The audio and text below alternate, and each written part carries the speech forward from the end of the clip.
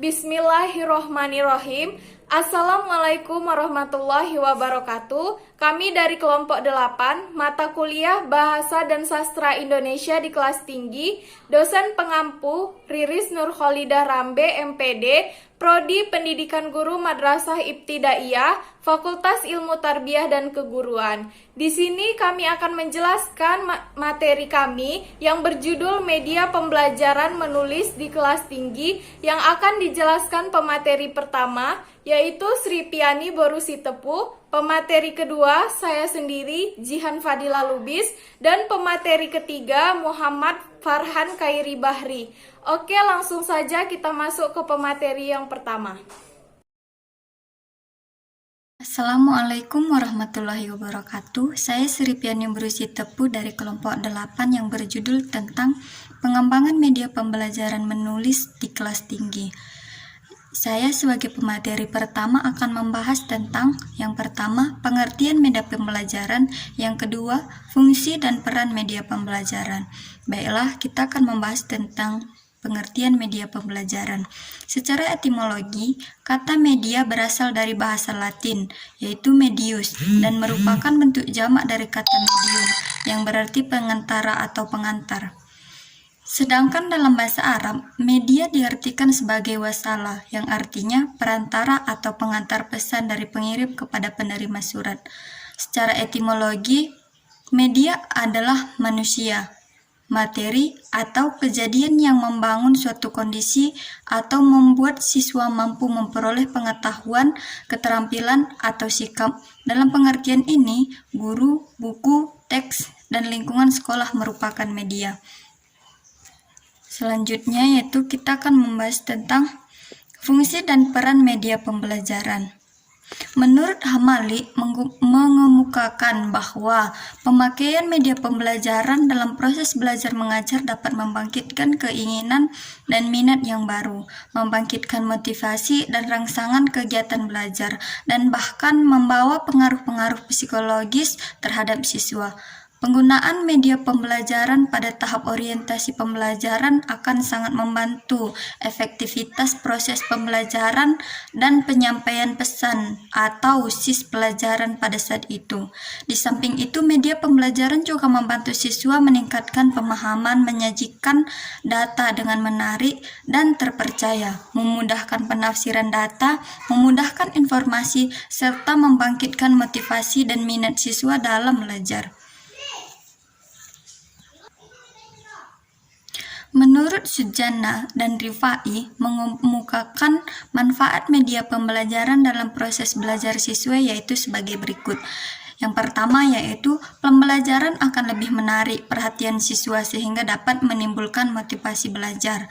Yang kedua, bahan pembelajaran akan lebih jelas maknanya sehingga dapat dipahami siswa dan memungkinkannya untuk menguasai dan mencapai tujuan pembelajaran.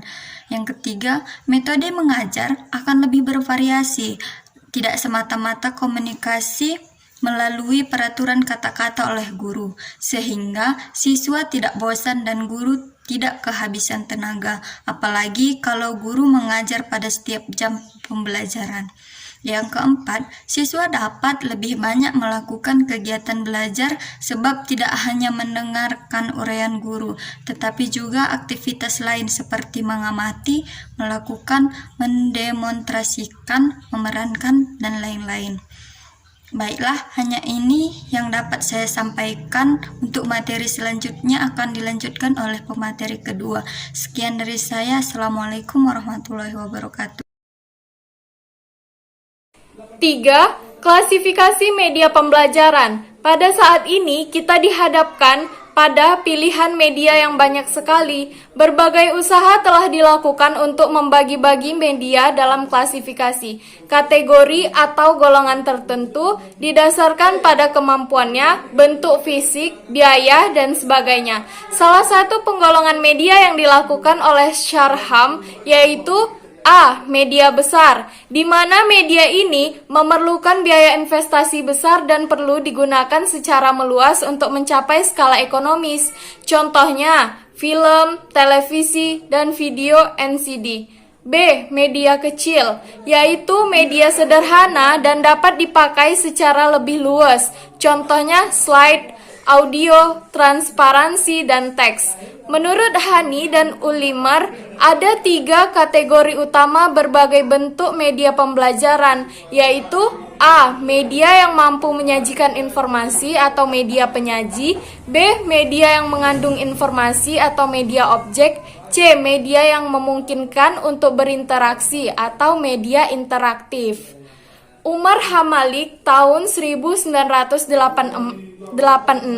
Dia Marah tahun 2002, dan Sadiman dan kawan-kawan tahun 1986 mengelompokkan media ini berdasarkan jenis ke dalam beberapa jenis.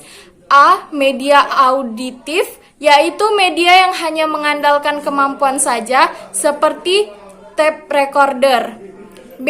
Media visual, yaitu media yang hanya mengandalkan indera penglihatan dalam wujud visual. Yang C. Media audiovisual, yaitu media yang mempunyai unsur suara dan unsur gambar. Jenis media ini mempunyai kemampuan yang lebih baik dan media ini dibagi ke dalam 2 jenis. Yang pertama, audiovisual diam, yang menampilkan suara dan visual diam seperti film atau sound slide. Yang kedua, audiovisual gerak, yaitu media yang dapat menampilkan unsur suara dan gambar yang bergerak seperti film, video, kaset, VCD. Gerald Kemp dan Diane Dayton mengungkapkan bahwa klasifikasi jenis media sebagai berikut. Yang pertama, media cetak. Kedua, media yang dipamerkan. Ketiga, overhead transparasi. Yang keempat, rekaman suara. Yang kelima, slide suara dan film strip. Yang keenam, presentasi multi gambar. Yang ketujuh, video film. Yang kedelapan, pembelajaran berbasis komputer. Baik, saya yang paling Bari. Saya akan menjelaskan yang keempat, pedoman umum penggunaan media dalam proses pembelajaran. Setiap media pembelajaran memiliki kemampuan masing-masing, maka setiap guru diharapkan menentukan pilihannya sesuai dengan kebutuhan pada saat suatu pertemuan.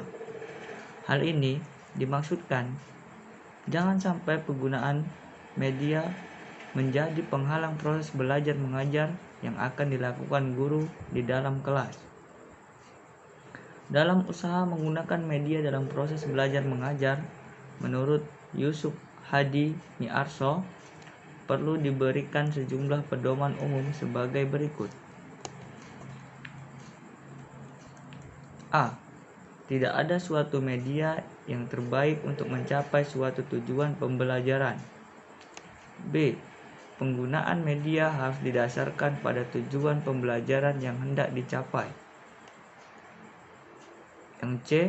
Penggunaan media harus mempertimbangkan kecocokan ciri media dengan karakteristik materi pelajaran yang disajikan. D. Penggunaan media harus disesuaikan dengan bentuk kegiatan belajar mengajar yang akan dilaksanakan seperti belajar secara klasik. E. Penggunaan media harus disertai persiapan yang cukup seperti preview media yang dipakai, mempersiapkan berbagai peralatan yang dibutuhkan di ruang kelas.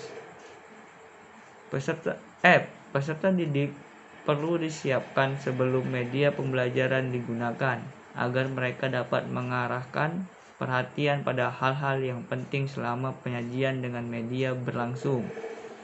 G. Penggunaan media harus diusahakan agar senantiasa melibatkan partisipasi aktif peserta.